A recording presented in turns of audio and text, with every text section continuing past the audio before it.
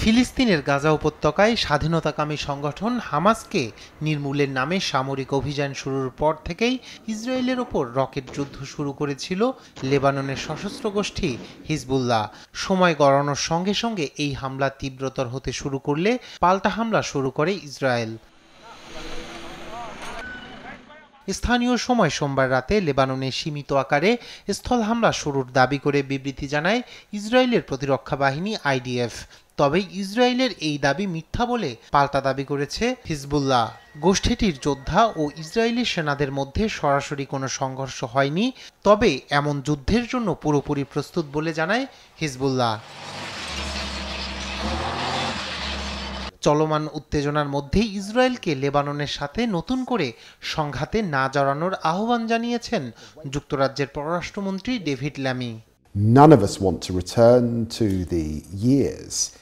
আমরা কেউই বিভীষিকাময় বছরগুলিতে ফিরে যেতে চাই না। সে কারণেই আমরা বিশ্বাস করি রেজুলেশন 1701 বাস্তবায়ন করা উচিত। আগামীতে রাজনৈতিক সমাধান হোক। লেবানন ইস্যুতে ইসরায়েলকে সামরিক পথ থেকে বিরত থাকার আহ্বান জানাচ্ছি।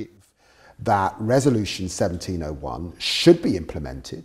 ইসরায়েলি আগ্রাসনের মধ্যে লেবাননের পাশে থাকার প্রতিশ্রুতি দিয়েছেন তুরস্কের প্রেসিডেন্ট রিসেপ তাইপ এরদোয়ান। তুর্কি সংসদের উদ্বোধনী বক্তৃতায় লেবাননে ইসরায়েলের কার্যক্রম নিয়ে কথা বলার সময় এমন মন্তব্য করেন তিনি।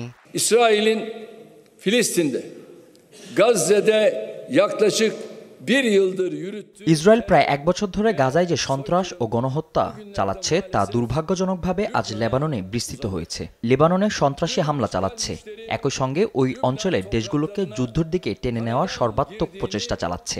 আমি এখান থেকে খুব স্পষ্টভাবে ইসরায়েলকে সতর্ক করতে চাই, সাবধান হও। লেবাননে স্থল অভিযানের ফল হবে ভয়ঙ্কর। আমরা আমাদের সমস্ত শক্তি দিয়ে লেবাননকে সমর্থন করব। একইভাবে লেবানন রক্ষায় ইসলামিক বিশ্বকে পাশে চাই। ateşine çekmek için her yola başvuruyor.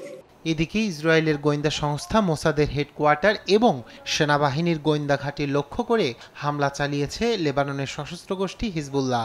মোসাদের headquarter লক্ষ্য করে তেল আবিবে হামলার পর মধ্য ও উত্তর ইসরায়েলের বেসামরিকদের জন্য নতুন বিধিনিষেধ ঘোষণা করেছে ইসরায়েলি প্রতিরক্ষা বাহিনীর home front command. Raihan Kabi Shubhro, news desk, Desh TV.